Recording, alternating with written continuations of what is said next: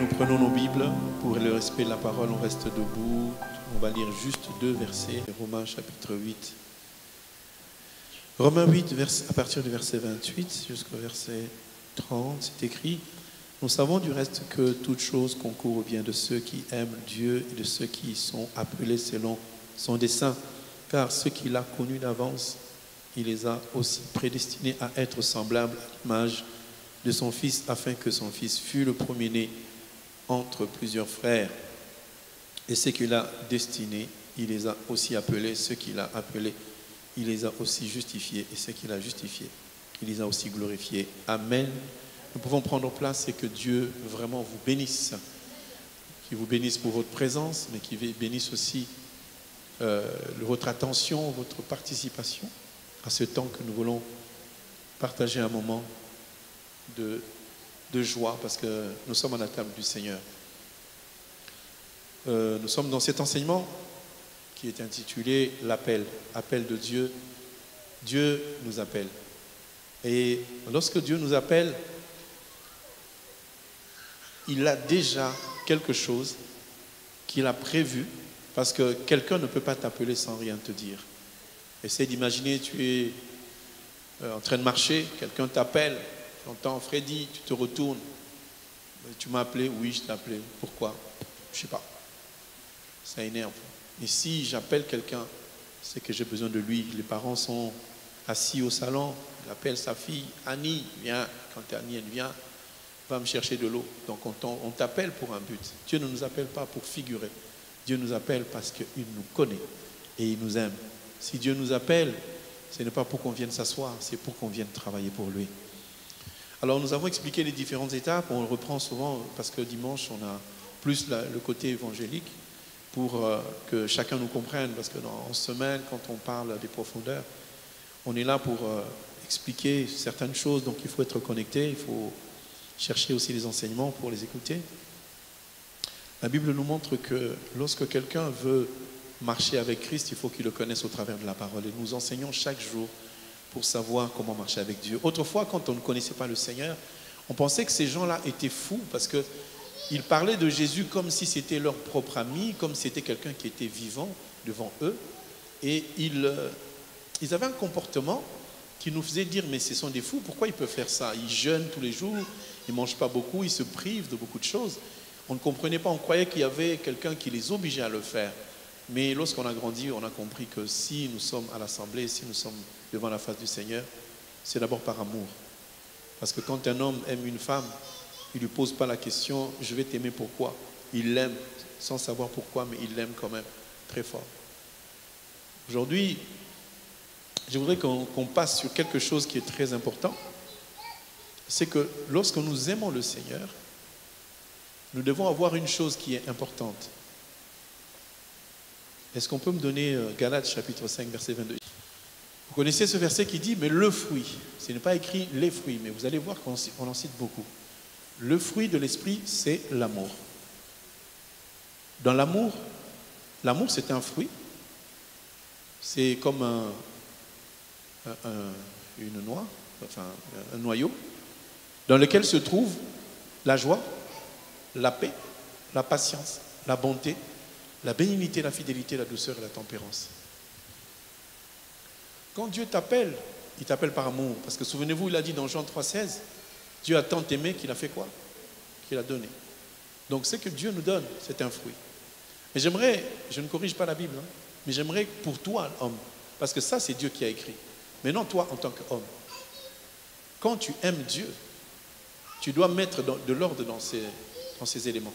Donc l'amour, c'est le fruit, le seul fruit qui existe, c'est l'amour. Ce n'est pas la patience. Le fruit seul, c'est l'amour. Maintenant, dans l'amour, il doit y avoir la joie. Vous voyez, il commence par la joie, parce qu'il y a aussi un verset qui dit « Soyez toujours joyeux ». Ok? Mais moi, je vous dis que l'ordre humain n'est pas l'ordre de Dieu. Moi, j'aimerais que tu comprennes, si tu peux écrire, si tu aimes Dieu, le premier élément qui est important pour que tu saches que tu aimes Dieu, c'est quoi? C'est l'amour? Non. Mais l'amour, c'est ça le fruit. Mais il y en a 8 autres. C'est qui est le premier? Non. Le premier élément de l'amour, c'est la fidélité. Alors, quand tu aimes une femme, tu es fidèle, n'est-ce pas? Ouais, on a un souci de fidélité ici. Hein. Quand on aime quelqu'un, ce n'est pas la joie qui est en premier. Je marche toujours à contre-courant et ça détruit beaucoup de gens. Sachez que quand un homme charnel aime une femme charnelle, le premier élément qu'ils ont, c'est quoi? C'est la joie. Mais vous savez que la joie n'est pas un sentiment, la joie est une émotion passagère. Mais j'aimerais te dire, la première démarche de l'amour doit être la patience. Tu dois d'abord commencer par... Ah là là là.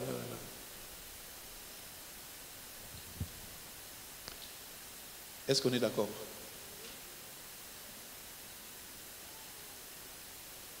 Le fruit de l'esprit. Je suis en train de dire des choses, vous êtes d'accord, je ne sais pas pourquoi. Est-ce que le premier élément, c'est la patience?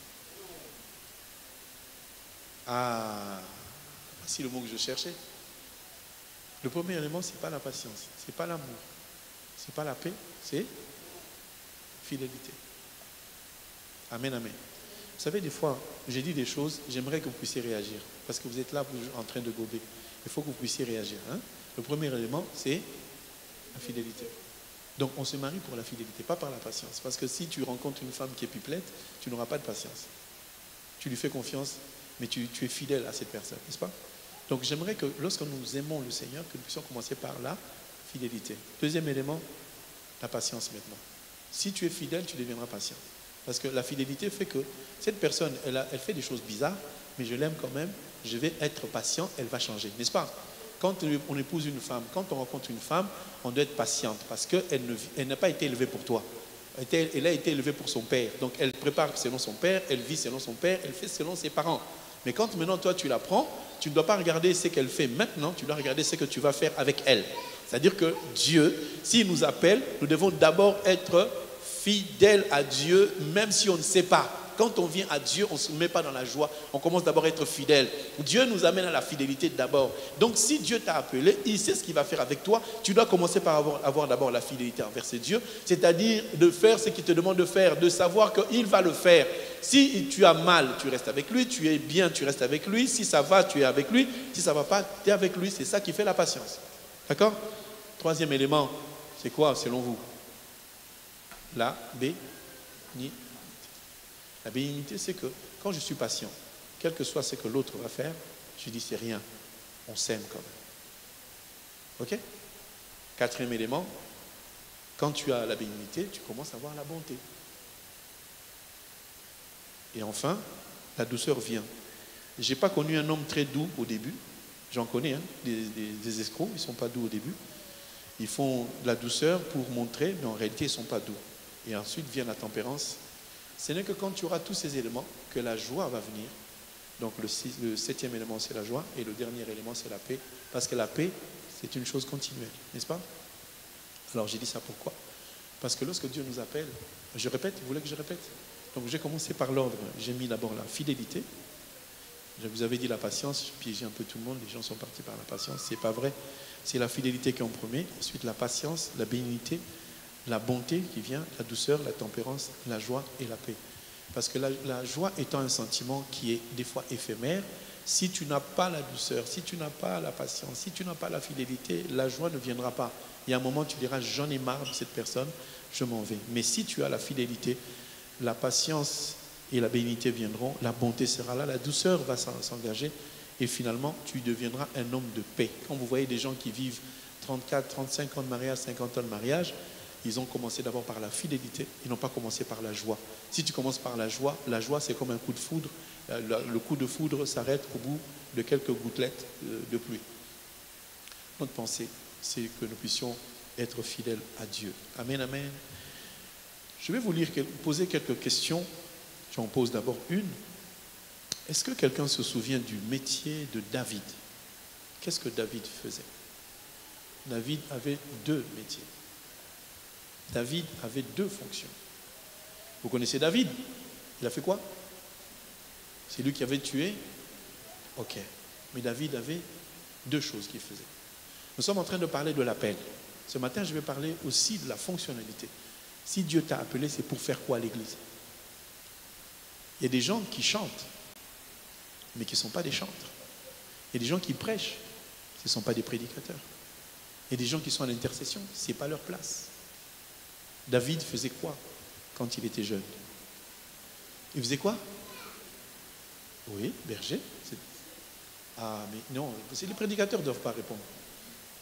Il avait 2 métiers, bon, c'est déjà dit. Hein. David avait 2 métiers. Il était 1, berger. 2, c'était un chantre. On va le lire. 1 Samuel, chapitre 16. Donc, n'allez pas dire, ouais, David n'avait qu'un seul métier, il était berger. Non, non, non, non, non. David était un chantre. Donc, on est dans Samuel. On va lire à partir du verset 14. L'Esprit de l'Éternel se retira de Saoul, qui fut agité par un mauvais esprit venant de l'Éternel. Hein. C'est un mauvais esprit qui vient de l'Éternel. Donc, Dieu peut t'envoyer un mauvais esprit. Il ne faut pas dire, ouais, le mauvais esprit, au nom de Jésus, je te chasse. Dieu te l'envoie, tu ne pourras pas le chasser. Les serviteurs de Saoul lui dirent, voici un mauvais esprit de Dieu t'agite, que notre Seigneur parle. Tes serviteurs sont devant toi. Ils chercheront un homme qui sache jouer de la harpe. Et quand un mauvais esprit de Dieu sera sur toi, il jouera de sa main et tu seras soulagé. Saoul répondit à ses serviteurs, trouvez-moi donc un homme. Bien aimé, c'est parce qu'on n'a pas le temps d'exploiter le texte. Regardez verset 17, qu'est-ce qu'il dit? Saoul répondit à ses serviteurs, trouvez-moi qui? Est-ce qu'il a dit une femme? Trouvez-moi un homme qui joue les instruments. Il n'a pas dit, trouvez-moi une personne, il a dit un homme. Amen. Tous ceux qui disent que les femmes doivent enseigner, qu'ils se disent que les versets, quand on cherche quelqu'un pour sauver, on cherche un homme. D'accord? Soulignez le verset, vous les sœurs. Comme ça, vous n'allez pas prêcher. Alors, verset 18, l'un des serviteurs prit la parole et dit, voici, j'ai vu un fils d'Isaïe, Bethléemite, qui sait jouer, c'est aussi un homme fort et vaillant, un guerrier, parlant bien et d'une belle figure, et l'Éternel est avec lui. Verset 19, Saoul envoya des messagers à Isaïe pour lui dire, envoie-moi David, ton fils, qui est avec les brebis. Isaïe prit un âne qu'il chargea de pain, d'une outre de vin et d'un chevreau. Il envoya ces choses à Saoul par David, son fils. David arriva auprès de Saoul et se présenta devant lui et il lui plut beaucoup à Saoul. Il fut désigné pour porter les armes. Saoul fit dire à Isaïe, je te prie, laisse David à mon service, car il a trouvé grâce à mes yeux. Et lorsque l'Esprit de Dieu était sur Saoul, David prenait la harpe et jouait de sa main. Saoul respirait alors plus à l'aise et se trouvait soulagé, et le mauvais esprit se retirait de lui. Amen. Comprenez que pour que David aille faire le service dans la maison de Saoul, il fallait l'autorisation de qui? De son père. Toi aussi, chantre. Toi aussi, serviteur. Quand tu veux aller faire quelque chose à l'extérieur, demande d'abord à ton père. C'est-à-dire, demande au pasteur. Ne faites pas des zing-zong, zing-zong. Tu vas te retrouver zong-zong. Il faut demander la permission. Même si tu sais chanter, demande quand même la permission. Si tu veux partir quelque part, demande. On ne va pas te la refuser, mais au moins ça fait une information. Et nos prières accompagnent souvent. Mais vraiment, le fruit le plus important, quand on craint Dieu, c'est la fidélité. En amour, c'est la fidélité. Mais selon la pensée du Seigneur, ce qui met en dernier, c'est ce qui doit être en premier. Amen. Vous regardez, quand on parle de l'homme et de la femme, Dieu parle d'abord de la femme. Femme, soyez soumise, n'est-ce pas? Il finit par Marie, aimez vos femmes. Quand vous lisez l'ordre chronologique, parce que la Bible est anachronique, vous devez savoir que quand Dieu commence par une personne, termine par une autre, celle pour laquelle il commence, ce n'est pas la personne la plus importante. Les derniers seront les premiers. Quand Dieu s'adresse d'abord à la femme, c'est pour dire que l'homme est plus important. On dit à l'homme d'aimer. C'est-à-dire que la soumission de la femme est tributaire de l'amour de l'homme, n'est-ce pas? Parce qu'il faut que l'homme aime d'abord. Christ est mort pour nous, c'est pour cela que nous sommes devenus sa femme. S'il n'était pas mort, on n'aurait pas eu le pouvoir. Ok? Alors, je dis toujours, la responsabilité d'un couple ne dépend pas de la femme. Ça dépend d'abord de l'homme. C'est toi qui fais le choix. Quand tu as fait ton choix, tu dis à ta femme ce que tu veux. Et c'est toi qui écris sur ta femme les lettres de votre évolution et de votre croissance. C'est l'homme qui le fait. L'homme doit encourager sa femme. L'homme doit aimer sa femme. L'homme doit couvrir sa femme de tout ce dont elle a besoin. Et l'homme doit s'occuper de la famille de la femme. Tous ceux qui n'ont pas dit Amen, vous êtes soit des jaloux, soit vous marchez avec les sorciers. Mais je crois que vous avez dit Amen dans vos cœurs. Comme vous avez dit Amen dans vos cœurs, que Dieu vous bénisse. Je parle toujours de la responsabilité de l'homme dans le mariage. Il y a beaucoup d'hommes irresponsables. Il y en a beaucoup trop. Et après, ils se disent, cette femme n'est pas soumise. Pour qu'une femme soit soumise, il faut que tu l'aimes. Aimer, ce n'est pas donner l'argent. Aimer, c'est mourir pour sa femme. Amen, amen. Nous avons un seul modèle, c'est Christ qui est mort pour nous. Alors, quand Dieu t'appelle, Dieu doit te donner une fonction. Mais, je prends l'exemple de David pour vous montrer que David a été appelé pour être roi, parce qu'il a été oint. Mais le premier service que David a fait dans l'œuvre de Dieu, ce n'est pas de diriger d'abord. C'est d'abord de chanter. C'est d'abord d'adorer. C'est d'abord de donner la part que Dieu avait mis en lui. Nous comprenons que dans la brousse, David louait Dieu. Il voyait la grandeur de Dieu. Pour voir la grandeur de Dieu, tu ne dois pas vivre sur une haute montagne ou bien dans un palais royal. Tu ne dois pas vivre dans la joie. Pour voir la grandeur de Dieu, Dieu t'amènera dans la brousse. Dieu t'amènera là où les gens ne te verront pas. Dieu va t'amener dans un lieu où ton talent n'est pas accepté. David, qui était déjà oint, choisi par Dieu, Dieu n'a pas commencé à le mettre au-dessus. Il a commencé à le mettre en dessous. Comprenez que quand Dieu t'appelle, tu dois commencer par accepter l'humiliation de Dieu. Dieu t'amène dans l'humiliation pour que tu saches qu'il n'y a que Dieu qui peut t'élever, personne d'autre. Amen. Et cet homme David, quand on est venu pour le oindre, on a regardé la taille, on a regardé le poids, on a regardé l'âge, on ne l'a pas trouvé. Pardon. On n'a pas trouvé parce qu'on a vu son grand frère, l'autre grand frère. C'était des gens baraqués, c'était des gens qui étaient des armoires à glace. C'était vraiment des gros bébés, comme on dit, qui pouvaient devenir roi. Mais lorsqu'on te regarde, on te dénigre, on dit que tu ne vaux pas la peine. Sache que ça, c'est les paroles des hommes, mais Dieu sait comment il va te conduire. David n'était pas regardé comme un roi. Même son propre père avait oublié qu'il existait parce qu'il s'agissait de la royauté. Quand il y a quelque chose qui est important, on prend ceux qui sont considérés comme étant importants. David, ce n'est pas qu'on l'avait oublié. Souvent, on dit, David, son père l'avait oublié, il ne se souvenait plus qu'il existait.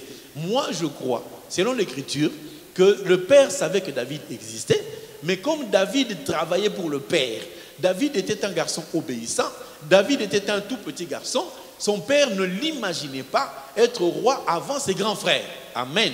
Comme toi aussi aujourd'hui, tu es en train de te dire, comme je suis le plus petit, la plus petite, je n'espère même pas être compté parmi les grands. J'attends d'abord que mes grands frères puissent passer, mes grandes sœurs puissent passer, et je viendrai si Dieu regarde à ma vie. Ça, c'est un raisonnement humain. Mais dans l'appel du Seigneur, Dieu appelle celui qu'il veut, quand il veut, comme il veut. Donc si Dieu t'a appelé, ne te dis pas pourquoi je suis le seul à prier, mais si Dieu t'appelle, c'est parce qu'il a un message pour toi, il a un avenir pour toi, et c'est toi qui vas aider tous les autres. Amen, amen. Mais pour savoir aider les autres, tu commenceras d'abord par l'humilité. Et David qui a été oint, vous avez vu, on a oint d'abord David par Samuel. Il a oint, il a dit, c'est toi qui seras le futur roi. Tu sais que tu es enfant de Dieu, tu sais que tu es roi, mais Dieu te conduit dans des sentiers de l'humiliation.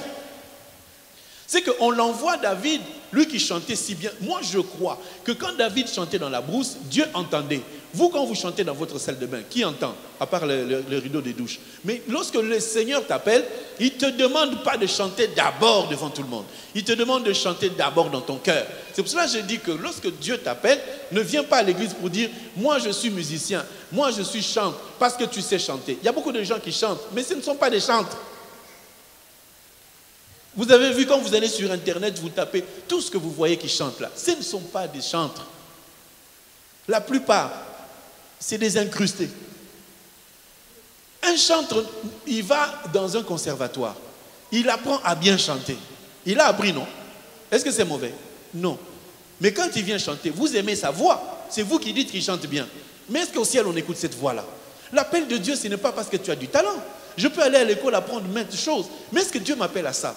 Mais je dis que celui qui chante n'est pas forcément appelé à être chanteur. Dieu peut t'utiliser pour passer du côté de la musique ou du côté des chants pour en fait te donner ce que tu dois faire. Mais Dieu utilise toujours quelque chose. Ecclésiaste chapitre 9, verset 10. Est-ce que vous êtes là? Ecclésiaste chapitre 9. Comme je n'ai pas ma bonne Bible, on peut me projeter comme ça, on va lire. Ecclésiaste chapitre 9, verset 10. J'entends souvent cette phrase, pasteur, je ne sais pas quoi faire à l'église, Dieu m'appelle à quoi? Mais Dieu t'appelle d'abord à utiliser ce verset. Tout ce que ta main trouve à faire avec ta force, fais-le, car il n'y a ni œuvre, ni pensée, ni science, ni sagesse dans le séjour des morts où tu vas. Donc, je prends juste la première partie, tout ce que ta main trouve à faire, fais-le. Amen, amen. Donc, si tu entres à l'église et que tu trouves que l'église est sale, tu n'es pas agent de nettoyage, mais tu commences à avoir cette envie de nettoyer, fais-le d'abord. Si l'homme de Dieu t'envoie, te demande de faire quelque chose, fais-le. La plupart des cas, nous ne demandons pas tout à tout le monde. Si j'ai un service à demander, je ne vais pas demander à toute l'église qui peut faire ça. Je connais des personnes qui peuvent le faire. Si on dit par exemple que c'est lui qui a l'argent qui donne pour qu'on achète une armoire, je ne veux pas m'acharner sur une personne, ça c'est un collectif. Mais je sais que quelque part, Dieu a mis des qualités dans une personne que je te demande de rendre ce service à l'église ou à moi, parce que je sais que derrière ce que je te dis, il y a la bénédiction. Quand un homme de Dieu t'appelle, il te dit, va faire ceci, écoute d'abord, fais-le. Oh non, mais ils exagèrent, ils demandent trop. Si tu ne fais pas, on ne va pas te taper, on ne va pas même te chasser, mais tu as perdu quelque chose. Voici cet enfant qui était ouin, qui connaissait son métier, il était berger. Mais quand son père lui dit, va voir le roi, il entre dans la maison du roi en tant que chantre. Qu'est-ce que Dieu a fait? Dieu a introduit David dans la maison royale parce que David était un blédard. David, son père n'était pas roi, ni son frère, ni personne de sa propre famille restreinte. Il vivait aussi dans la brousse. Quelqu'un qui vit dans la brousse, moi j'ai vécu dans la brousse, vous avez vécu en ville, vous êtes né en France. Je suis né dans la brousse. Je ne savais pas utiliser la fourchette et le couteau. On avait l'habitude de manger comme ça. Quand j'arrive, on me dit non, c'est pas comme ça. Nous on tenait la semoule, c'est quand tu touches la semoule que tu la manges. Mais avec vos trucs là, ça passe pas. Mais au final, on te dit non, tu es serviteur de Dieu, essaye encore. J'ai essayé, même la chipong, même la fourchette s'est pliée en deux. Mais on a fait les efforts. Après, on t'enseigne. Tu vois, quand on est à la table, là, quelqu'un te parle en lingala, attention, le truc que tu vois là, c'est une fourchette, tu la tiens avec la main gauche. Hein? On te dit, le boka, moi si. Comme ça, tous les Français n'entendent pas.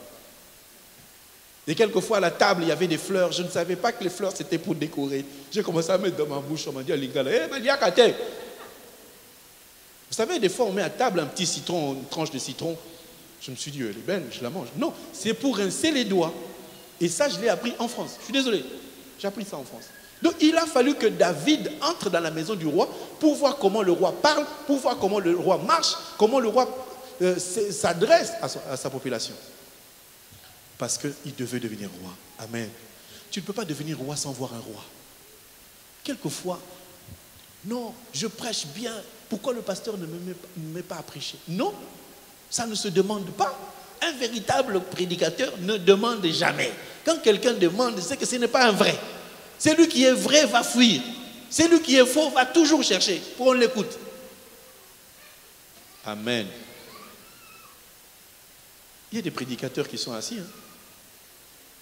Je connais des prédicateurs. L'homme de Dieu doit avoir l'œil. Quand tu viens à l'église, assis-toi. Si tu trouves quelque chose à faire, fais-le. Si c'est même pour ramasser les papiers, fais-le. C'est en apprenant dans la douleur, dans l'humiliation, que Dieu finira par t'élever. Et le Seigneur a permis que David soit dans la maison de cet homme pour chanter des cantiques afin d'éloigner l'esprit mauvais. Donc le roi avait intérêt à ce que cet enfant reste à ses côtés. Amen, amen. Vous avez lu avec moi que ce roi-là, il a demandé à qui pour que l'enfant vienne? À son père. Il s'appelait comment? Isaïe. On lui a dit ou pas? Hein? On lui a dit que c'est Isaïe, son père, non? Vous avez lu avec moi? Ok. Bon, on va maintenant dans 1 Samuel 17. 1 Samuel 17, verset 55, on va le poser pour que vous puissiez comprendre. Entre-temps, David est allé, il a combattu Goliath, il a tué, il a ramené sa tête. Regardez verset 55, qu'est-ce qu'il nous dit?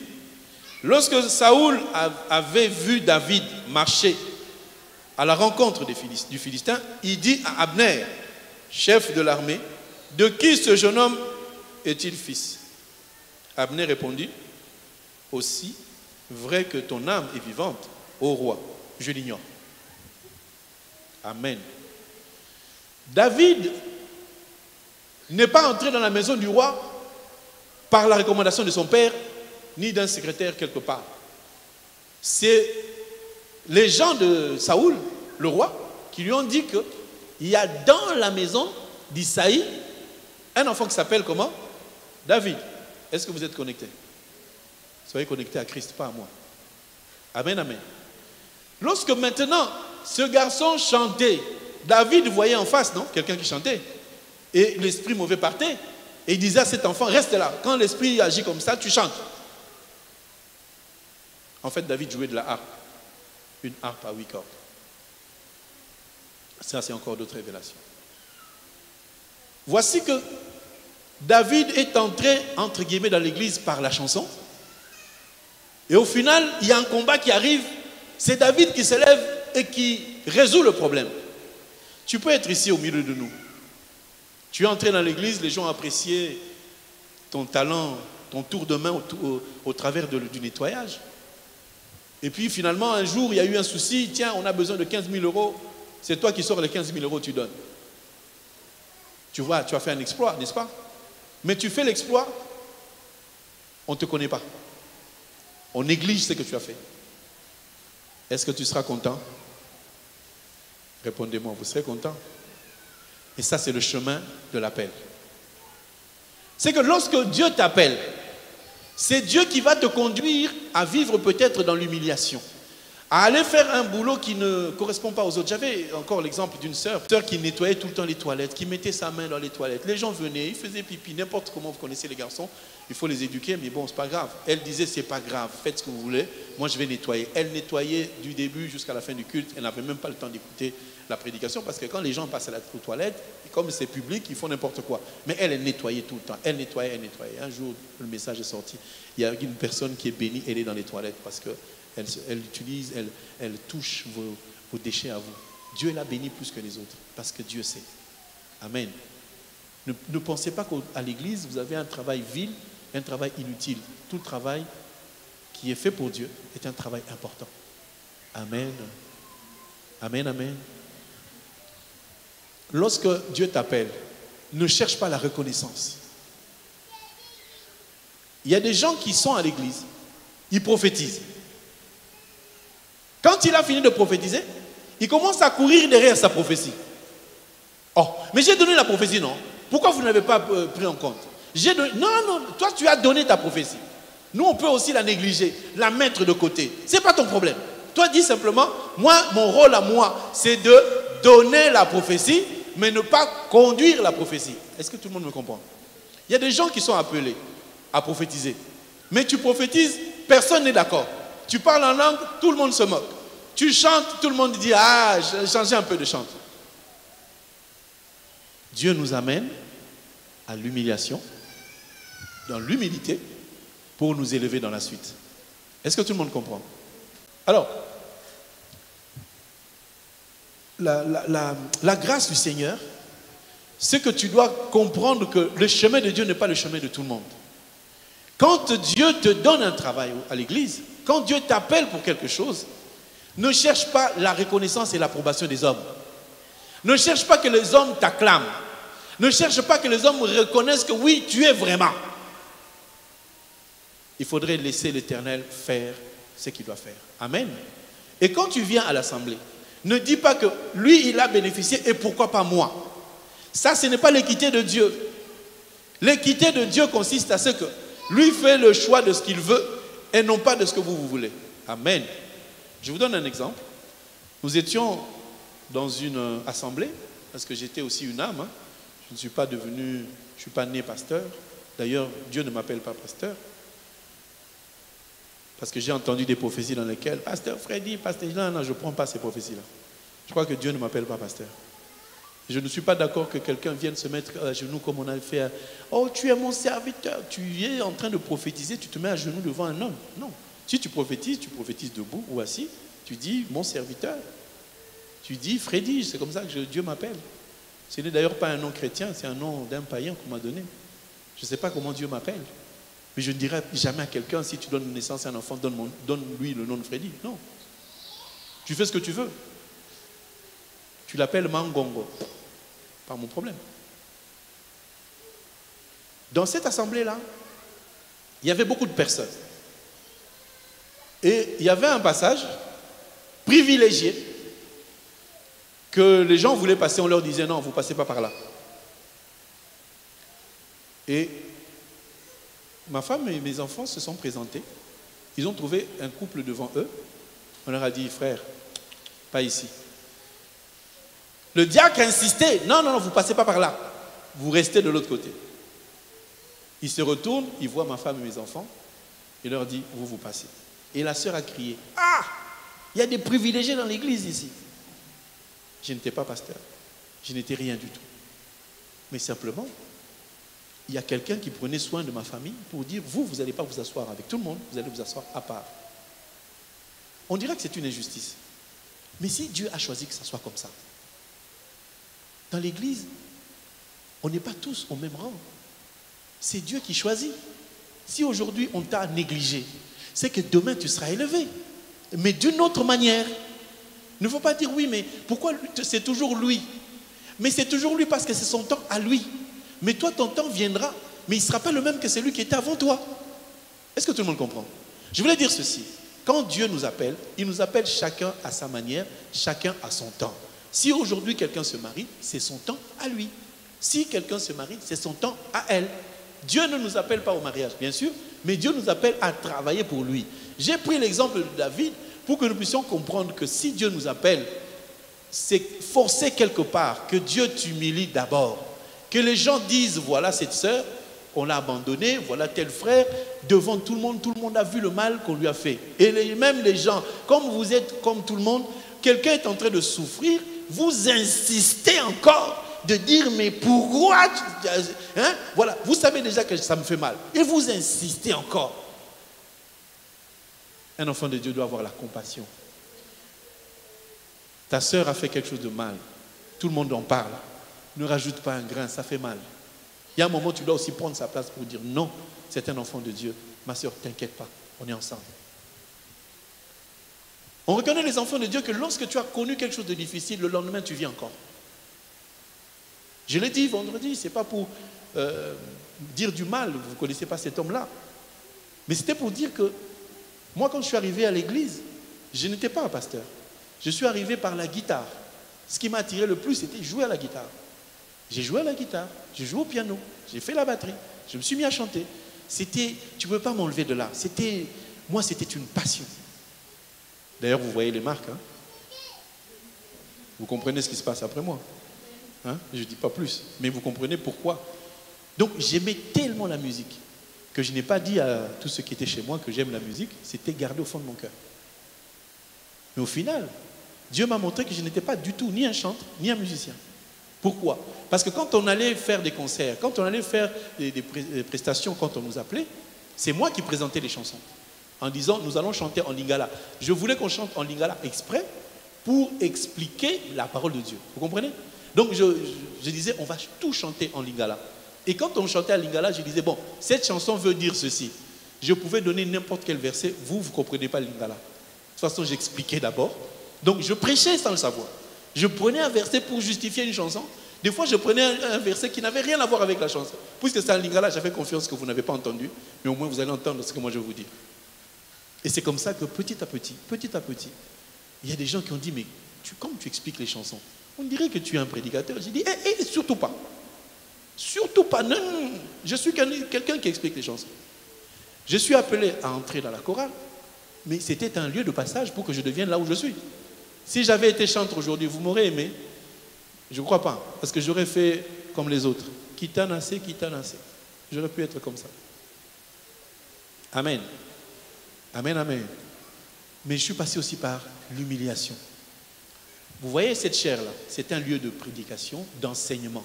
Le lieu où on donne la sémence. Ce n'est pas un lieu où on règle des comptes.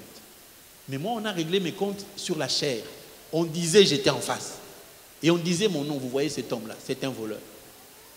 Je suis resté assis. Le dimanche d'après, je suis revenu encore. Le dimanche d'après, je suis revenu encore. Au bout de 4 semaines, j'ai vu un frère qui est venu me voir. Il m'a dit, Papa Freddy, explique-moi un peu.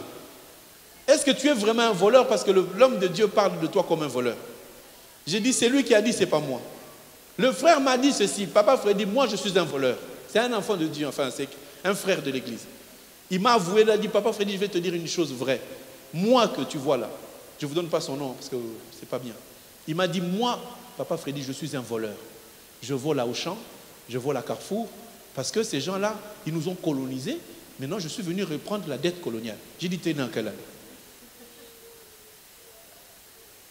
Il est né dans les années 90, il n'a jamais connu la colonisation et il veut rembourser l'argent du pays. Il m'a dit, mais Papa Freddy, je sais, moi qui vole, si je vole à Carrefour de Pantin, je ne veux pas revenir à Pantin. Je vais aller de l'autre côté, à Aubervilliers. Si j'ai volé à Aubervilliers, je ne veux plus y retourner. Je vais aller ailleurs. Mais toi, Papa Freddy, on dit que tu es voleur, mais tu continues à venir. Pour moi, tu n'es pas un voleur, ou bien tu n'es pas un bon voleur. Déduction d'un païen qui fréquentait l'église. Mais vous, si je fais une toute petite remarque, ma soeur, ce que tu as fait là n'est pas bien. Est-ce que tu vas revenir à l'église? Aujourd'hui, je ne sais pas. Dieu a fait l'appel des gens qui doivent aller au ciel. Moi, je ne suis qu'un instrument. Je peux te reprocher, même avec véhémence. Je peux te dire quelque chose, mais avec l'élan d'une colère. Mais dans mon cœur, je n'ai pas la colère contre toi. Mais parce que je ne veux pas que tu ailles dans le mal. Comme certaines sœurs. J'ai dit, mais toi, ma sœur, j'ai fait un rêve. Bon, elle n'est pas là, je ne parle pas de son nom, mais comprenez. Moi, quand je dors, je prie pour vous. J'ai dormi, j'ai vu la sœur, elle faisait bisous dans la nuit. Le matin, je l'appelais, pasteur, Dieu m'a dit, tu as fait bisous. Oh, mais qui t'a dit? J'ai dit, mais je te viens de te dire que c'est Dieu. Au lieu de dire, Amen, l'homme de Dieu, tu as vu vrai, pardonne-moi, demande à Dieu de me pardonner. Elle a dit, ah, mais c'était lui qui a commencé. Je dis, mon problème, ce n'est pas lui. Tu n'as pas dénoncé. Et puis finalement, je deviens l'homme qui surveille tout le monde. Mais c'est pour ton bien ou pas ton bien? Amen, amen. Vous êtes là avec moi? Est-ce que j'ai le droit de le faire ou pas? L'homme de Dieu, je dois faire ou pas? Répondez-moi, les hommes de Dieu sont là. Quand je vois quelque chose de mal, je dois dire à la sœur ou je ne dois pas le dire? Moi, je le prends dans le cadre de l'appel. Parce que lorsque David est allé dans la maison de Saoul, Saoul l'a reconnu comme celui qui chassait les démons, en fait, qui chantait. Mais finalement, quand David fait quelque chose d'extraordinaire, on ne le reconnaît plus. Pourquoi Dieu permet ça? Pour que tu sois fort.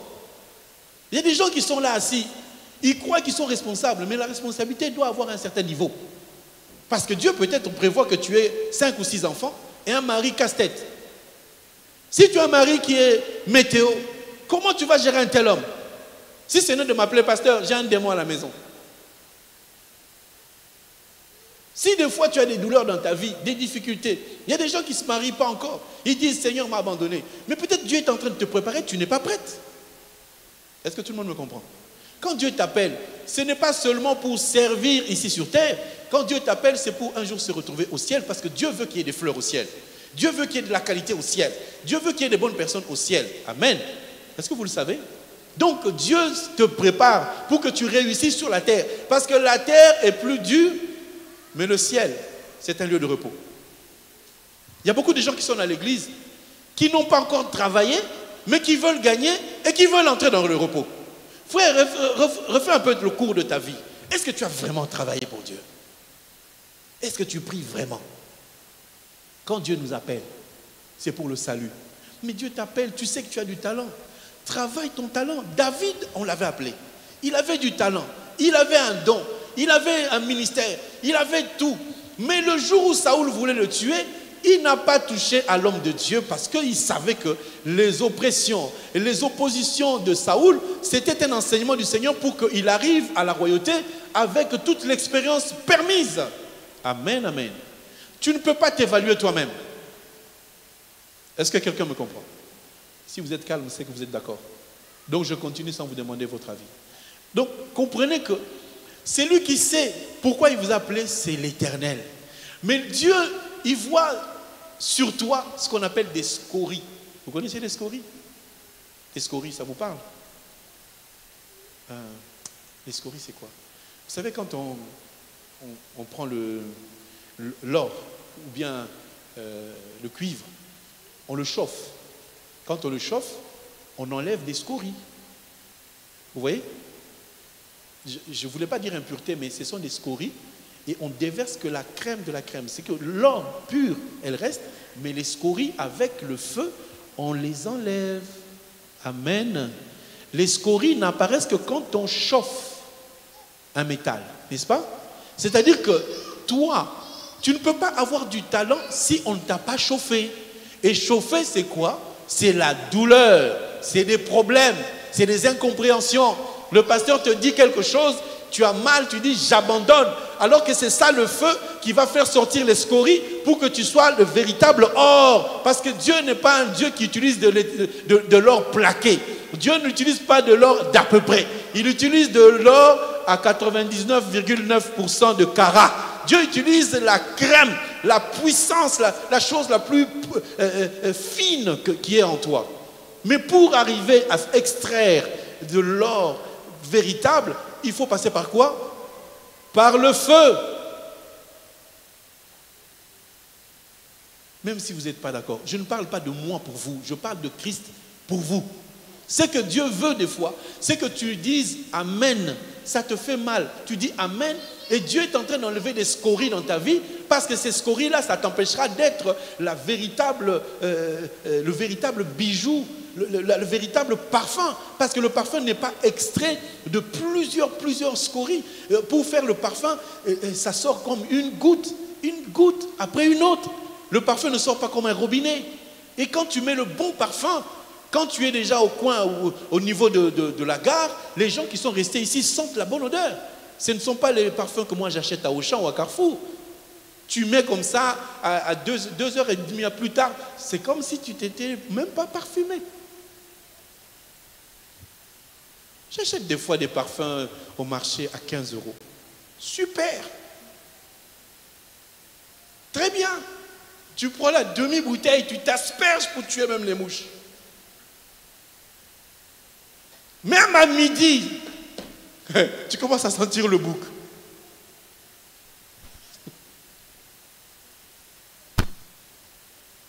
Amen, amen.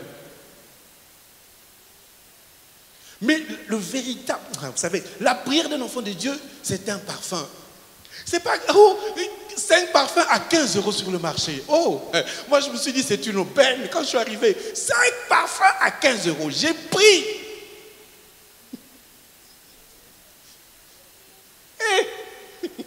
Il y a parfum et parfum. Toi-même, quand tu as mis ce parfum-là, tu sens que et ton odeur, et l'odeur de ce que tu as mis là, ça devient quelque chose de pas croyable. Même quand tu passes à côté de quelqu'un qui dit, c'est qui lui? Mais un bon parfum, c'est un parfum qui est sorti des huiles essentielles. On a fait une substance. Et d'ailleurs, le parfum est mélangé avec un peu d'alcool pour que ça gonfle la quantité. Mais si on te met la crème des crèmes, le nectar du parfum, tu mets une goutte seulement, tout le monde le saura. Et c'est cette goutte-là que Dieu veut que tu sois. Amen, amen. Il faut passer par l'épreuve du feu. Des fois, il faut accepter cette douleur de dire, mais le Seigneur m'a fait passer par le feu parce qu'il voit en moi des scories. Il voit en moi de la saleté. Il voit en moi de l'impureté parce que Dieu veut faire un bijou, veut faire un parfum qui lui soit agréable à lui. Le meilleur parfumeur, c'est Dieu lui-même. Dieu aime la bonne odeur. Pourquoi? Parce que quand Jésus est venu sur terre, est-ce que Jésus avait péché? Jésus a-t-il péché? Non. Mais qu'est-ce qui s'est passé? On l'a attrapé. On a commencé à le frapper. On dit qu'il a été frappé pour qui? Pour toi et moi, non? Dans ces maîtrisures, nous sommes sauvés et guéris. Ok. Mais lui est passé par le feu. Ce feu-là, c'était la croix. C'était les fouets. C'était les clous dans les mains. Mais quand il est sorti de ce feu-là, c'était l'or pur. D'ailleurs, quand il est né, on a amené de l'or pour dire, toi, tu dois passer par le feu. Parce que tu es l'or toi-même. Est-ce que tout le monde me comprend? Si Dieu nous appelle à l'église, ou du moins si Dieu nous appelle à lui, c'est dans l'église que nous apprenons où est-ce qu'on doit travailler pour le Seigneur. Parce que David a été oint, David a été appelé, lui il a cru qu'il était appelé pour chanter, mais Dieu l'a fait passer par la maison du roi, ensuite par l'humiliation, ensuite par la persécution. David a couru, il échappait chaque fois au combat de Saoul, parce que Saoul voulait le tuer. On lui a même promis une femme, en disant c'est lui qui va tuer Goliath, on lui donnera la femme. Est-ce qu'on lui a donné la femme? Non, on a pris la femme, on a donné à quelqu'un d'autre. Seigneur, j'ai passé une semaine de jeûne et prière. J'ai quand même échoué au bac. Seigneur, j'ai passé une semaine. On m'a viré de mon travail. Ce n'est pas le fait qu'on t'a viré de ton travail que Dieu n'est pas là. Si on t'a viré de ton travail, c'est que ta prière a été bonne. Amen. Je répète. Tu fais un jeûne et prière, Seigneur, pour mon travail. Tu finis ton jeûne comme ça, licenciement sec, sans rien. Je te vois en train d'entrer dans ta chambre pour dire, Seigneur, tu m'as abandonné, tu m'as humilié même. Dieu t'a humilié. Ça, c'est l'humiliation. Je me souviens, j'étais directeur, je gagnais beaucoup d'argent. Et je nourrissais l'Afrique. Vous savez, quand l'Afrique a un directeur en Europe, ils n'arrêtent pas de demander. Il y a un tel, il y a un tel, il y a un tel. La liste ne se termine jamais. Les gens mangeaient, j'en voyais, je vivais bien. Et Dieu m'a dit, arrête ce travail. J'ai dit, ah Seigneur, ce n'est pas toi. J'ai partagé avec un serviteur de Dieu, il m'a dit c'est Dieu. J'ai dit non, toi aussi tu es complice. J'ai prié, j'ai jeûné. J'ai dit à Dieu, tu es Dieu. Tu m'avais dit l'homme mangera la sueur de son frère. J'ai sorti tous les versets à Dieu. Dieu m'a dit, niet, tu vas quitter. J'ai dit non. Une année est passée, 2 années est passée. C'est comme maintenant, je fais tout pour ne pas quitter. Enfin, je fais tout pour partir, mais ils ne veulent pas. Alors, il est arrivé, j'ai dit à la maison, j'ai dit bon, on va jeûner cette semaine. Si c'est Dieu, vraiment, on va me laisser tomber. Je vais passer, je vais rester. Moi, j'ai envie de travailler parce que je gagnais beaucoup d'argent. J'avais, à la fin du mois, ton compte, il bouge. Même le banquier me connaissait. Monsieur Kabongo, j'ai quelque chose à vous proposer. Et comme je connais l'histoire des placements financiers, je faisais beaucoup de placements financiers. Ceux qui en veulent, hors écran, vous venez, je vais vous montrer comment on fait des placements. Je faisais beaucoup de placements. Et il me disait, mais monsieur, vous avez une intelligence phénoménale. Comment vous arrivez à placer à tel endroit, tel endroit? J'achetais des actions, j'achetais plein de choses. Et pour m'assurer, j'achetais des thésauras pour ne pas perdre. Prudence. Ok. Il m'appelle, il me dit, il y a ça, il y a ça, il y a ça. J'ai dit, bon, j'achète. J'ai dit, cette semaine, on va entrer en jeûne. Mon jeûne à moi, c'est que Dieu enlève le fait que je dois arrêter ce travail. J'ai jeûné lundi, à sec, mardi, j'ai mangé la nuit, j'ai dit, ah, Seigneur, j'ai vraiment jeûné. Mardi, j'ai jeûné. Mercredi, jeudi, j'étais dans la félicité du Seigneur. Je dormais par terre, je disais, Dieu est grand. Vendredi, Dieu était toujours grand. Samedi, à 6 h du matin, tout le département France et Allemagne sont venus devant mon entité. Ils sont entrés dans mon bureau. Monsieur Kabongo, vous avez un souci avec nous? Dans mon cœur, j'ai dit, je suis en jeûne. Ils m'ont sorti tous les dégâts qu'il y avait dans mon entité. Il y a ça qui ne va pas, il y a ça qui ne va pas, il y a ça qui ne va pas. Je suis entré dans mon bureau, donnez-moi les clés. Je leur ai donné les clés de mon bureau.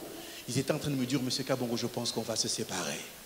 Samedi matin, du jeûne et prière, j'ai dit à Dieu, mais ce n'est pas possible. Tu es en train de m'humilier devant des païens. Dieu me dit, ce sont ces païens que j'ai envoyés pour t'humilier. Monsieur Kabongo, à partir de lundi, est-ce que vous avez un véhicule? J'avais refusé le véhicule de fonction. J'avais mon propre véhicule. Est-ce que vous avez le véhicule de fonction? Je dis non. Ben, vous nous rendrez toutes les clés et vous allez voir avec le DRH.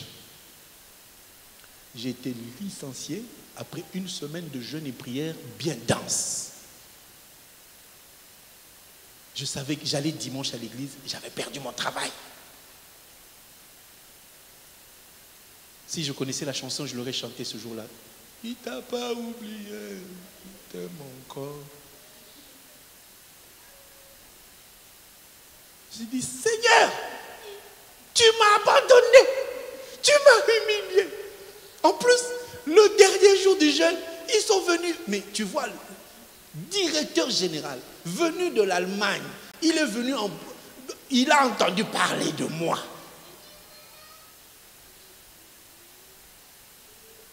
Ils m'ont parlé avec douceur. Monsieur Kabongo, je pense qu'il est temps que nous puissions nous séparer en bons termes. Nous vous offrons donc le choix. Ils m'ont donné le choix. Soit de partir dans des bonnes conditions, soit de partir par un licenciement sec. Parce que j'avais gardé quelques documents, vous savez, il y a des fraudes, hein, il y a des gens qui fraudent. Moi, j'ai vu la fraude face à face. Donc l'argent passait, et ils me disaient de fermer la bouche, de ne rien dire. Ils m'ont menacé en disant, si vous dévoilez, ben, nous, on vous licencie sec. J'ai dit, ok, je ne vais pas vous dévoiler, on se sépare en bon terme. Je les ai salués, je suis rentré chez moi, 0. Alors, si tu jeûnes pour ton travail, si tu jeûnes pour le bac et que tu échoues, c'est la volonté. Dites Amen. Dieu choisit. Seigneur, je veux réussir à ça, je veux entrer dans cette boîte. Dieu a dit non. Laisse Dieu. C'est pour cela, moi, quand je vais dans des entretiens, j'ai l'impression que c'est moi qui fais l'entretien, c'est lui qui me fait l'entretien. Je lui dis, si tu ne veux pas, monsieur, si vous ne voulez pas de moi, je ne vois pas d'opposition. Je crois que votre entreprise a besoin des gens comme moi. Si vous voulez me prendre, ah, mais vous êtes prétentieux. Je dis, je ne suis pas prétentieux, je sais ce que je veux, je vaux. Je suis sorti de là calmement. La dame m'a appelé pour dire, non, mais on a trouvé que vous êtes trop hautain. Je dis, mais c'est pas grave. Mais quand il fallait m'appeler, on m'a appelé par une entreprise pour laquelle je n'avais jamais postulé. Dieu sait ce qu'il fait.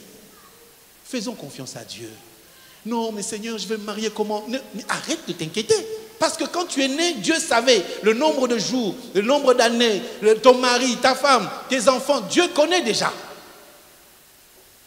Quand on est né, on est venu sur terre, on se dit, bon, c'est un programme, on fait quoi maintenant? Non, on ne fait pas quoi? On est dans la mesure du Seigneur. Dieu est en train de prévoir déjà des choses avant que les choses n'arrivent. Amen.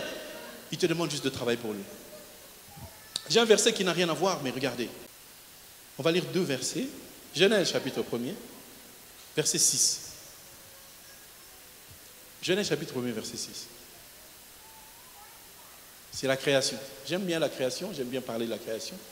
Pour que tu vois que la vie que tu mènes n'est pas un hasard. C'est toi seul qui as peur. Même si tu vois que tu es en train de vomir, tu vois le ventre qui tourne, tu vois que la tête elle tourne, tu vois que tu vas mourir, dis simplement, moi je ne mourrai pas au nom de Jésus-Christ tant que je n'ai pas accompli ce que Dieu a décidé dans ma vie. Quand tu es enfant de Dieu, tu ne peux pas mourir à 10 ans, tu ne peux pas mourir à 15 ans, tu ne peux pas mourir à 20 ans, ni à 60, ni à 70. Dieu a dit, nous allons vivre combien? 120 ans. Alors nous irons. C'est écrit. Genèse chapitre 1er verset 6, qu'est-ce qu'il nous dit? Soyez attentifs. Et Dieu dit qu'il y ait une étendue entre les eaux et qu'elle sépare les eaux d'avec les eaux. Et Dieu fit l'étendue qui sépara les eaux qui sont au-dessous de l'étendue avec les eaux qui sont au-dessus de l'étendue. Amen, amen. Alors, c'était le deuxième jour. Parce que nous disons toujours que Dieu a créé quoi le premier jour? Dieu a créé quoi? La lumière, non? La lumière, quand Dieu l'a créée, dites-moi, Dieu, il l'a posé où? En haut ou en bas? Il a posé la lumière où? En bas? En bas de quoi? Parce que quand Dieu a créé la lumière, il n'y avait ni haut ni bas. Il n'y avait ni soleil, ni lune, il n'y avait pas le ciel, il n'y avait pas la terre. Parce qu'aujourd'hui, la 2 dimensions, c'est le ciel et la terre. Mais quand Dieu a fait la lumière, c'était avant le ciel et la terre, non? Donc il n'y avait pas de ciel, il n'y avait pas de haut, il n'y avait pas de bas, il n'y avait pas de gauche, il n'y avait pas de droite. Il a mis la lumière où? Dieu est puissant, frère. Tu es venu sur terre, Dieu, qu'est-ce que tu vas faire de moi? Moi, je vais devenir quoi? Dieu crée la lumière, il n'y a ni haut ni bas. Alors, essaye de fermer les yeux, de t'imaginer. Dieu qui vit dans l'éternité, il vivait avec qui? Il est créé comment? Il est venu comment, ce Dieu-là? Il a toujours existé et il existera toujours. Et quand il fait des choses, ce sont des choses qui sont éternelles. Et je suis venu te dire, l'appel de Dieu, c'est un appel pour l'éternité. Et si Dieu t'appelle pour l'éternité, il a déjà prévu les moyens que tu arrives à cette éternité. Mais avant d'aller au ciel, nous n'allons pas nous marier au ciel. Nous allons nous marier sur la... Ton mariage est prévu. C'est parce que tu t'inquiètes parce que tu ne connais pas la date. Mais ton mariage est déjà prévu. On parle souvent des millionnaires en rigolant. Mais il y a des gens qui deviendront millionnaires. Mais les véritables millionnaires ne viendront jamais témoigner ici. Est-ce que vous comprenez? Un véritable millionnaire, il va taper. Il va voir que son compte d'air, tu n'auras même pas le temps de taper. C'est ton banquier qui va te dire, monsieur, vous avez 1 million, on fait comment? Et quand tu viendras ici, tu seras dans la joie, mais une joie interne. Parce que je ne veux pas qu'il y ait des courses ici. Bien aimé, je suis venu témoigner que je suis millionnaire. Non, frère, tu ne dois pas témoigner comme ça. Tu vas sentir que ton compte est en train de bouger. Comme tu as un tonneau rempli, tu ne vas pas faire aucun bruit. Jésus était millionnaire, n'est-ce pas? Jésus était millionnaire. Jésus avait la totalité de la plénitude du Saint-Esprit, n'est-ce pas? Tout le ciel était en lui, n'est-ce pas? Est-ce qu'il le déclarait à tout le monde? Kebanao, j'ai de l'argent. C'est un Congolais. Tu ne sais pas que je suis habillé en les tonneaux vides. Quand quelqu'un te dit que je suis habillé comme ça, un pasteur disait, j'étais présent, tel que je suis habillé de la tête aux pieds, ça fait 40 000. C'est un païen. C'est un païen. Quand quelqu'un a quelque chose dans son cœur, il ne parle pas. Souvent, c'est par peur que tout le monde le sache. Amen, amen. Dieu a fait le 2e jour. Regardez comment Dieu a créé. Dieu, au début de toute chose, il y avait de l'eau. Verset 1. Au commencement, Dieu créa le ciel et la terre. La terre était informe et vide et il y avait des ténèbres à la surface de l'abîme. L'Esprit de Dieu se mouvait au-dessus de quoi? Des eaux. Donc, avant que Dieu ne crée, il y avait de l'eau. Mais qui a créé l'eau? Alors, cette eau-là était en forme peut-être carrée, peut-être losange, peut-être sphérique. On ne sait pas. Mais c'était de l'eau. Mais qui formait un seul tout. Maintenant, Dieu dit quoi? Je veux mettre l'étendue au milieu des eaux. C'était d'abord une eau. Il met l'étendue au milieu. Et cette étendue est venue passer au milieu de l'eau pour qu'il y ait une étendue en haut qui va appeler ciel et une étendue en bas. Il n'a pas encore donné son nom. Vous comprenez? Nous comprenons qu'il y a de l'eau qui au début était la même eau. Mais que l'étendue est venue pour séparer, pour donner l'autorité à l'eau d'en haut et donner la soumission à l'eau d'en bas. Ça va jusque-là? Maintenant, l'étendue devient un homme. Cet homme-là, nous l'appelons Jésus-Christ. Ce qui fait que pour que les eaux d'en haut arrivent en bas, ils doivent passer par l'étendue qui est Christ. Et pour que les eaux d'en bas aillent en haut, il faut qu'ils passent comment? C'est ça la grande difficulté. L'eau d'en haut descend, non? La pluie, elle descend, oui ou non?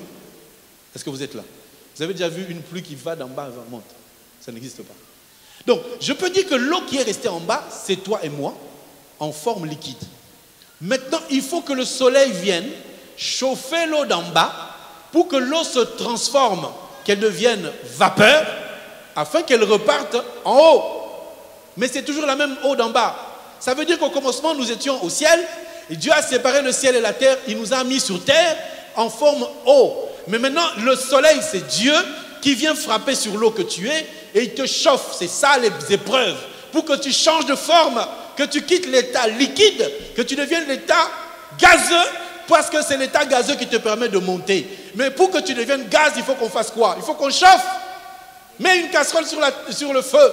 Et c'est là qu'elle va chauffer que tu vas voir que l'eau a diminué. C'est-à-dire que lorsque la parole de Dieu vient, elle vient te chauffer, elle vient te frapper pour que tu changes d'état et que tu deviennes gazeux.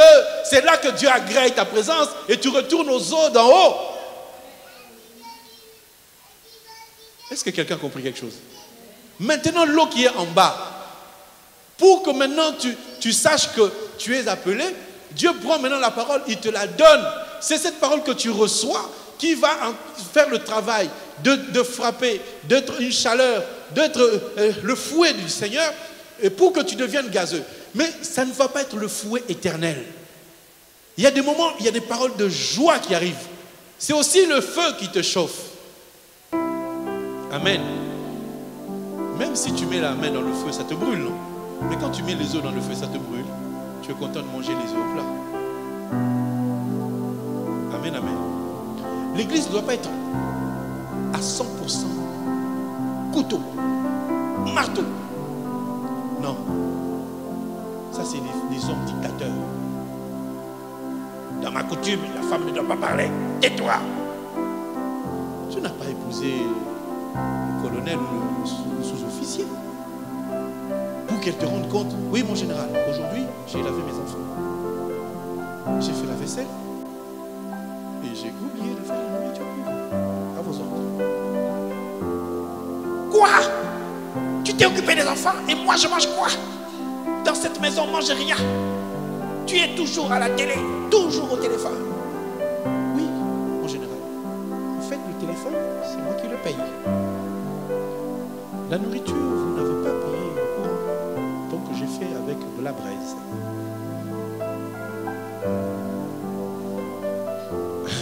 Je te vois dans un couple. Rapport de gestion. Moi, ta femme.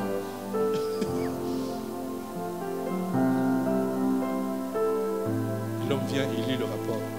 Chérie, je trouve que tu as trop dépensé en ce moment. C'est trop. Comment tu peux dépenser? Tu dépasses le budget de 4,50 €. C'est pas possible. Non, mais la fois passée, je t'ai donné 100 €. Tu as fait des courses de 99. Mais là, je te donne 100 €. Tu fais 104 €. Comment tu peux arriver à faire ça? Mon général, les enfants avaient besoin de biscuits. Nous avons estimé que, au vu des pleurs intenses des enfants, qu'il fallait faire dérogation à votre autorité. Nous avons ainsi procédé à l'achat de quelques biscuits aux enfants. La vie d'un couple, c'est la vie de bonheur. Chérie, je t'ai réservé 1 000 €, ça te va? Oh mon chéri, je t'aime de tout mon cœur. Chérie, si c'est pas assez, tu me dis je rajoute 2 000. Oh chérie, j'achèterai aussi la robe de ma mère. Les bisous, tu vas en avoir. Sur le front, sur ta calvitie. On va te faire des bisous. Au lieu de ouais, tu m'as rien donné, j'ai rien mangé. Sois doux. Calme. La femme que tu vois là, c'est une fleur.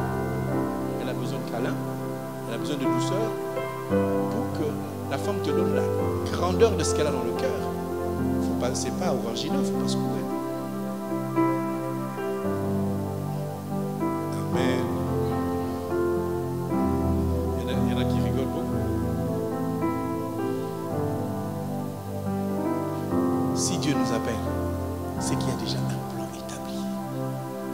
C'est que Dieu veut, c'est que tu comprennes que tu n'es pas venu par hasard. L'Éternel a déjà prévu des choses pour toi. Marche dans les voies du Seigneur. Oui, il y a des maladies sur terre. Mais toi, tu dis au Seigneur, je suis venu d'en haut. Là où il n'y a pas de maladie, si je vis sur terre, les maladies ne vont que me visiter, mais ils ne resteront jamais au nom de Jésus-Christ. Parce que tu as déjà prévu quelque chose pour toi. Pendant que tu es en train de te turlupiner la tête la nuit, de dire mais comment je vais trouver du travail? Mais comment je vais faire? Pendant que tu es en train de te tourmenter, il y a déjà quelqu'un qui a dit je connais le projet que j'ai formé pour vous. Sois dans la paix seulement. Dieu veut que tu sois assuré que Dieu est en train de travailler pour toi. S'il t'appelle, c'est qu'il t'a déjà destiné à quelque chose. Nous voyons ton appel au travers du talent. J'ai expliqué, ma soeur, quand tu prépares et que c'est tellement bon, même ton mari, autant de fois qu'il mange ta nourriture, il est toujours en train de dire, mais qu'est-ce que tu as mis dans cette nourriture? Dis-lui, chérie, j'ai mis l'amour. Tu peux mettre du sel, ça ne marche pas, mais mets l'amour. J'ai dit à certaines sœurs, votre talent, le fait de bien préparer, c'est un talent d'appel, c'est Dieu qui t'appelle, parce que le talent ne vient pas des hommes. Le talent vient du Seigneur. Et personne dans la Bible ne peut dire qu'il n'a aucun talent. C'est lui qui vient à Christ, Dieu te donne toujours un talent. Lequel, je ne sais pas. Ceux qui disent qu'ils n'ont rien, c'est parce qu'ils n'ont pas eu le temps de regarder. Vous regardez toujours les grandes choses, comme des sœurs qui veulent épouser un pilote d'avion, ils veulent épouser un ingénieur, alors que Dieu veut te donner un blédard sans argent, sans voiture, sans carte bleue. C'est toi qui vas le façonner, c'est toi qui vas le transformer. Oh mais oui, non, c'est pas possible, parce que c'est l'homme, c'est l'homme, c'est l'homme. Oui, Dieu peut utiliser aussi la femme, tu as de l'argent, tu as des moyens, tu t'occupes de ton mari, tu lui achètes des vêtements, tu le mets à l'aise. Est-ce que c'est un péché? Est-ce que c'est un péché? Non, c'est pas un péché. Parce que tu vas faire ça pendant un temps, et le temps viendra, il va se lever, il va te dire, chérie, assieds-toi, allez, maintenant je fais ma part. Dieu ne nous laissera jamais dans le malheur. Jamais. Si je dis que l'Éternel nous bénit, bon, ma page elle a disparu, mais on peut me trouver Genèse 49, verset 25. C'est écrit quoi? Il faut travailler pour Dieu. Genèse 49, 35. Ah, c'est écrit ceci. C'est l'œuvre du Dieu de ton Père qui t'aidera. C'est l'œuvre du Tout-Puissant qui te bénira. Je vais m'arrêter juste là. Vous voyez? Bon, lisons, les bénédictions des cieux, c'est prévu, hein? Mais aussi, les bénédictions en bas. Oh, je ne vais pas me marier, au ciel on aura la joie. D'abord ici, tu vas te marier au nom de Jésus-Christ. Tu seras riche au nom de Jésus-Christ. Tu vas progresser au nom de Jésus-Christ. Il y en a qui disent Amen, ils disent ah mais ça a commencé comment? Ça ne commence pas parce que tu as, ça commence parce que Dieu a. Je ne vis pas parce que moi j'ai la capacité, je vis parce que Dieu m'a donné la capacité. Amen. Je ne vais pas acheter une maison parce que j'ai de l'argent, parce que je travaille. Mais je vais acheter une maison parce que Dieu a prévu cela. Arrêtez de faire la calculatrice. Alors, les deux premières parties, regardez. On dit, c'est l'œuvre du Dieu de ton Père, d'abord. Deuxième partie, c'est l'œuvre du Tout-Puissant qui te bénira. Tu es béni par le Seigneur en deuxième temps. Mais en premier temps, c'est lui qui va t'aider à recevoir la bénédiction de Dieu, c'est ton Père. Amen. Tous ceux qui ont les pères païens, qui ne connaissent pas Dieu, bénissez Dieu pour vos parents. Mais là, il s'agit du Père spirituel. Il y a beaucoup de gens qui croient que parce que je prie, je donne la dîme, je serai béni. Non. Il y a beaucoup de choses à faire. La Bible n'est pas aussi succincte en disant bah, je connais la Bible, aime ton prochain, ça suffit. La Bible, ça ne suffit pas. La Bible, c'est de Genèse à Apocalypse. Là, je te donne une révélation pour dire que c'est Jacob qui parle à son fils. Jacob est qui? Il n'est rien. Parce qu'il vient d'Israël. Là, on est en Égypte. Hein? Et il parle à qui? Il parle à Joseph. Et qui est Joseph? Le roi. C'est-à-dire que c'est lui qui parle là. C'est un millionnaire. C'est le papa d'un millionnaire. Moi, en tant que père africain de naissance, que mon fils soit milliardaire, je m'en fiche complètement. Je ne vais pas attendre qu'il me donne de l'argent. C'est l'orgueil d'un père. Ne demandez pas à sa mère parce que c'est autre chose. Les femmes aiment l'argent, n'est-ce pas? La mienne n'est pas exemptée. C'est une femme. Moi, je ne compte pas sur l'argent de mes enfants. J'ai cet orgueil de dire, ce que Dieu m'a donné, je m'en contenterai. Mais je souhaite qu'ils progressent tous. Là, c'est quelqu'un qui est pauvre, qui s'adresse à quelqu'un qui est riche. Ah là là là. Est-ce que vous me saisissez? Amen, amen. Jacob qui parle comme ça, il est pauvre. Il habite chez son fils. À qui il s'adresse? Il s'adresse à Joseph, qui est le premier ministre, c'est-à-dire le roi de l'Égypte entier. Il est en train de nourrir les gens. Il est multimilliardaire. Il peut se passer de son père biologique et se trouver plusieurs pères. Mais son père lui dit, Joseph, malgré ta richesse, tu dois savoir que c'est moi ton père par lequel tu dois passer. Pour que Dieu te bénisse. Alors je dis aux bien-aimés, ton père biologique est très important. Oh, il est sorcier. Non. S'il était sorcier, il t'aurait bouffé quand tu étais jeune. S'il t'a laissé échapper, c'est que Dieu n'a pas permis. Donne-lui l'argent. Donne-lui ce qu'il faut. Je parle du père. La maman se trouve dans le père. Parce qu'il y a des gens qui aiment leur pasteur et qui n'aiment pas leur père. Ton père peut être mauvais. Un escroc. Il est en prison. Un ivrogne. Il restera ton père. Parce que Dieu sait pourquoi cet homme-là est venu. J'étais aussi parmi les gens qui disaient, mon père, il est mauvais. Dieu m'a repris. Il m'a dit, c'est moi qui ai permis que tu sortes de son ventre, de ses reins. Alors respecte d'abord Dieu. Même si ton père fait n'importe quoi, il passe à la télé, il a fait un scandale, il restera néanmoins ton père. Oh, je ne l'aime pas. Il y a quelqu'un qui m'a dit, je hais mon père. Je n'ai même pas envie de le rencontrer. Là, c'est que tu es en train d'haïr. C'est Dieu que tu es en train de dire. Il y a des gens qui seront pardonnés simplement quand ils auront pardonné à leur propre père, de dire, papa. Il y a un moment dans ma vie, je disais, il faut que mon père me demande pardon. Dieu m'a dit, quoi? Ton père te demandait pardon? Mais c'est de l'abomination. On a été frappé, enfermé. J'ai même un bout d'oreille qui a été coupé. En signe d'obéissance à mon père, j'ai dit oui, il a bien fait. Parce que j'avais des oreilles dures. Si on fait ça en France, je vais en prison. Mais je bénis Dieu parce qu'il m'a donné ce père-là. Ce n'est pas le meilleur père du monde, mais c'était le meilleur père pour moi. Respectez vos parents biologiques et respectez vos mamans biologiques. Vous ne savez pas, la maman peut ne rien dire. Hein. Mais chaque fois qu'elle dit « Ah, cet enfant, ah, cet enfant », respectez les parents. Amen. En France, on a la culture de ne pas respecter les parents. Nous, on courait, on se mettait à genoux devant notre père. Mon père, il m'a insulté, il m'a frappé, mais je lui fais un gros cadeau, je lui donne. Mon père me disait toujours, mais tous mes enfants ne font pas ce que tu fais, en tout cas, toi, tu avanceras. Tu iras beaucoup plus loin. Il était païen, il a prononcé des paroles aujourd'hui, je les vis. Tout le monde disait, oui, notre maman, elle est comme ça, mais moi, j'ai toujours dit, ma mère restera toujours ma mère, quel que soit ce qu'elle a fait. Aujourd'hui, je vis mieux que certains. Il y a certains de mes frères qui ont dit, moi, mes parents, je ne vais plus jamais les voir. Ils n'avancent pas. Méfiez-vous. Qui a permis que tu naisses de ces parents-là? Qui? Il y a des gens qui ont honte de leur mère. Je connais une sœur en Afrique. Quand elle voyait sa mère, elle se cachait parce que sa mère boitait. Un jour, on a su que c'était... Elle dit, mais Michel, c'est ta maman. Oui, mais elle boite. Mais c'est pas grave. Mais ça sera ta maman. Si elle boite, on s'en fiche. Tu es sorti de son ventre, oui ou non? Oui. En plus, si elle boite, c'est parce qu'elle a accouché le dernier enfant qui a compliqué sa vie, ça a coupé les nerfs, je ne sais pas quoi, mais non, elle boite. Alors, ça sera toujours ta maman. Oui, mais mon père, il boit beaucoup, mais il boit, c'est pas toi. Ton amour peut changer ton père. Amen. Est-ce que ce que je vous dis, ça vous fait du sens? Maintenant, le père, on le considère, c'est lui qui est biologique. Mais il y a aussi un beau-père que vous appelez beau-père. Nous, chez nous, il n'y a pas de beau-père. Le beau-père, c'est le mari de ta mère. La belle-mère, c'est la femme. Le beau-père, c'est encore mieux. Hein? La belle-mère, la femme de ton père, c'est pas l'idéal. Elle n'est pas gentille. Hein? C'est pas quelqu'un qui est trop gentil. Vous le savez ou pas? Ceux qui ne savent pas, vous avez la chance, dites merci au Seigneur.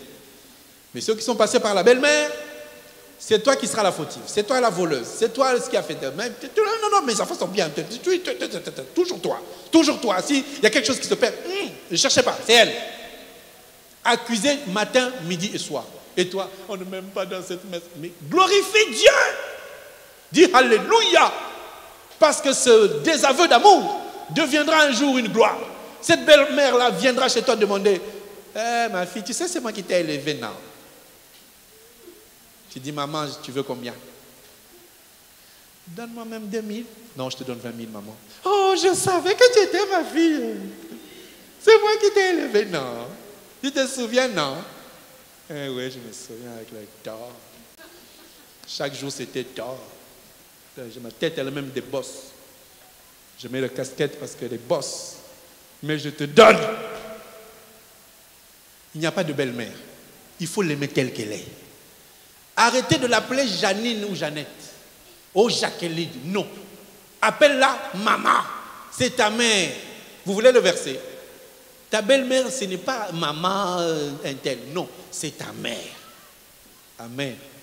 Vous êtes là ou pas? Même si vous n'êtes pas là, je dis quand même. Ta belle-maman, c'est ta maman. Appelle-la maman. Arrête de l'appeler Joséphine. Et puis, tu appelles ton père. Tu peux me passer ta femme? Depuis quand? Depuis quand? Et quand tu parles de ta belle-mère avec celle-là, celle-là, celle-là. Celle-là quoi? Ce n'est pas ta belle-mère, c'est ta mère. C'est la Bible qui le dit. Est-ce que c'est Amen? Mais dites Amen. Oh. Bon, les frères, dites Amen quand même. Je me console. Merci, mon fils. Emmanuel lui dit Amen. C'est un futur évangéliste. Vous aussi, vous dites pas, au moins je me contenterai de lui.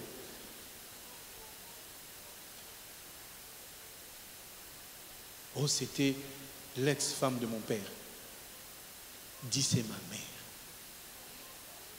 J'ai le verset, ne vous inquiétez pas. Moi, quand je parle comme ça, oh non, le pasteur, il dit des choses. Non, j'ai les versets. C'est parce qu'on n'a pas le temps. Maintenant, Dieu nous montre dans ce verset-là. C'est l'œuvre du Dieu de ton père. C'est-à-dire que quelque part, je sais que je l'ai déjà dit, mais je vais vous paraphraser. Le Dieu de Freddy existe. Oh non, pourquoi le... Non. C'est lui que Dieu a mis devant toi s'appelle Freddy. Écoute seulement. Je ne suis pas dans le Père spirituel, le Dieu de Freddy. Non. Comprends que Dieu, s'il te donne un Père spirituel, c'est pour qu'il te montre le chemin afin que l'œuvre du Tout-Puissant te bénisse. Il faut que tu passes par quelqu'un. La bénédiction, tu vas l'attraper quand? Dans ta chambre. Nous tous, on a été bénis parce qu'il y avait quelqu'un au devant de moi. Cette personne a prononcé des paroles. Je suis entré dans le travail parce qu'il y avait quelqu'un au devant de moi. Amen. Et si Dieu t'appelle, il va t'envoyer comme Élie dans la maison d'Élie, plutôt comme Samuel dans la maison d'Élie, pour que Élie te dise fais ça, fais ça, fais ça. Dieu n'est pas un Dieu magicien. Dieu passera toujours par quelqu'un. Que tu m'aimes ou que tu ne m'aimes pas, Dieu m'a mis devant toi. Nous, on n'a pas choisi nos parents. Hein? Et toi non plus, tu ne m'as pas choisi. C'est Dieu qui t'a imposé. Il a dit, cet homme-là, le grand là, le noir là, oui, c'est lui que je t'ai donné. À la fin, quand tu vas faire des rêves, tu vas me voir dans tes rêves. Alors ne m'insulte pas. Si tu m'insultes, moi ça me fera pas mal. Mais tu insultes et insulter, c'est lui qui m'a envoyé. Il y a des gens qui ne comprennent pas que c'est le Dieu de ton... C'est-à-dire que Dieu passe par ton pasteur pour te bénir. Dieu passera par un homme. Regarde toutes choses. Il y a toujours, Dieu mettra toujours quelqu'un sur ton chemin pour te dire, viens, fais ça, fais ça, fais ça. Ah, mais c'est qui lui? Non, il ne faut pas négliger. L'appel, c'est Dieu qui te l'a fait, mais Dieu te donne un homme qui va te conduire petit à petit jusqu'à ce que tu atteignes le niveau. Amen. Est-ce que tout le monde a compris cet enseignement? J'aimerais que tu vois l'enseignement de l'appel comme étant une bénédiction de ta vie. Dieu te montre les ficelles. Alors le diable, il est malin. Le diable viendra te dire, oh, papa Freddy l'a changé. Il commence à demander de l'argent. Il commence à dire, il faut invoquer le Dieu de Freddy. Je n'ai pas dit ça. Mais j'ai dit que, quand tu entends quelqu'un dire le Dieu d'un tel, ce n'est pas mauvais, c'est écrit. Nous savons que c'est le Dieu d'Abraham, Dieu d'Isaac. Mais il y a aussi l'autre qui a dit, mais je veux voir le Dieu que tu sers avec fidélité. Il frappe les autres se séparent. Il a invoqué le Dieu d'Élie. Nous travaillons de manière didactique pour éviter que les gens commencent au début. Oh, le Dieu de Freddy, non. Mais maintenant, de manière didactique, c'est que quand tu reçois l'appel, tu dois comprendre que cet homme qu'on m'a mis devant, c'est Dieu qui l'a mis pour ma vie, pour mon évolution. Dieu n'a pas mis un gourou. Il a mis quelqu'un pour t'orienter. Tu es libre de m'écouter ou pas. Tu es libre. Tu es libre de m'aimer ou pas. Mais c'est écrit, c'est l'œuvre du Dieu de ton Père. Et là, on parle de quelqu'un qui est riche. Vous pouvez être ici plus riche que moi. Vous avez plus d'intelligence que moi. Vous avez plus de connaissances que moi. Mais ce que j'ai, ce n'est pas de l'intelligence ni de l'argent humain. Mais ce que j'ai, c'est la sagesse du ciel. Quelqu'un vient chez moi. Pasteur, il y a ça, ça, ça. Le Saint-Esprit me dit, dis-lui ça. Je te dis, tu avances. Le diable est tellement malin qu'il va te dire, ce pasteur-là, il a beaucoup changé. C'est normal, je dois changer. Amen. Pour vous qui avez encore des enfants en bas âge, 4 ans, 5 ans, 10 ans, demandez-nous qui avons des grands garçons. Plus tu vas élever un enfant qui grandit, plus tu grandis avec lui. J'ai vu les mamans africaines. Elles ont quitté le pays. Hein. Elles ont eu des enfants en France. Tu envoies l'enfant qui ne veut pas partir. Zoba. Yakawa. Elles sont tendance à frapper. Tendance à dire, moi j'étais au pays, j'obéissais à mes parents. D'accord, ok. Est-ce qu'on est obligé de chaque fois de taper l'enfant pour qu'il obéisse? Non. En Afrique, on tapait, les gens ne disent rien. Moi, à 25 ans, ma mère me frappait, m'insultait, je ne disais rien. Aujourd'hui, tu me tapes, j'appelle la police.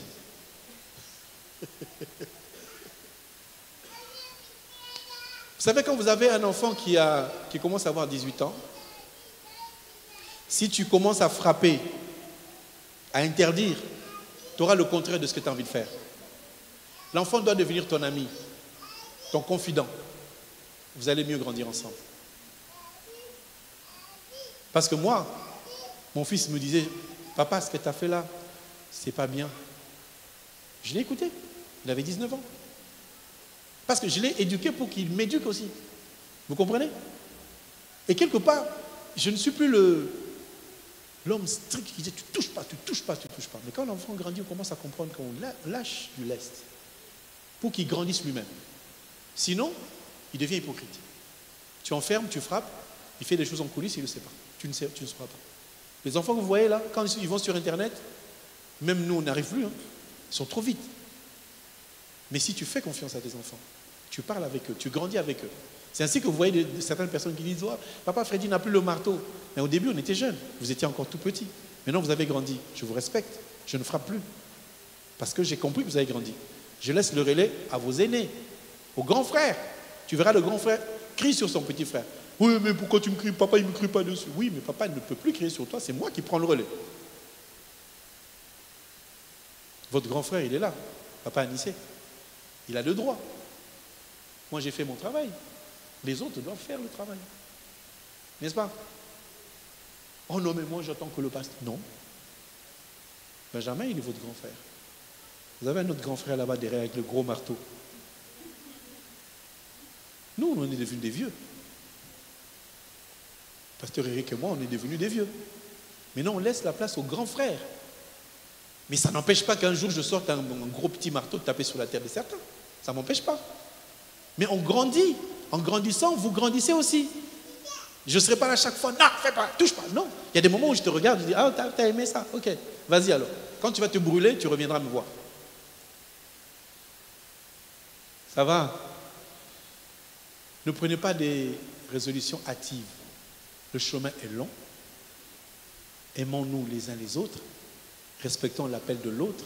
Parce que dans l'appel de l'autre, il y a ta grâce. Dans l'appel de l'autre, il y a ta bénédiction. Oh, je quitte l'église parce qu'on ne m'aime pas. Non. Tu restes pour qu'on t'aime vraiment. Tout le monde comprend? Si quelqu'un t'insulte dans l'église, tu dois quitter. Tu restes. Parce que tu dois affronter les insultes. Quelqu'un qui ne te salue pas, tu vas quitter l'église. Tu restes pour affronter la même personne. Tu vas la saluer. Même si ça prend 10 ans, reste. Si quelqu'un te bloque sur WhatsApp, est-ce que c'est une raison de quitter l'église? J'ai toujours dit, les gens qui bloquent les autres, Dieu va vous... J'ai pris Dieu, bloque-les aussi. Au nom de Jésus. Tu bloques vraiment ton frère. Laisse-le quand même voir ses statuts, comme ça tu vois comment il évolue. On doit s'aimer les uns les autres. Parce que je suis ta bénédiction. Toi aussi tu es ma bénédiction. Tel que vous êtes assis, personne ne sait appeler les uns les autres pour dire venez, on va être comme ça. C'est Dieu qui nous a sélectionnés. C'est Dieu. Alors respectons le choix de Dieu. Si une sœur est dans l'église, ne la chasse pas. Il faut l'aimer au nom de Jésus-Christ. Est-ce qu'on peut acclamer le Seigneur?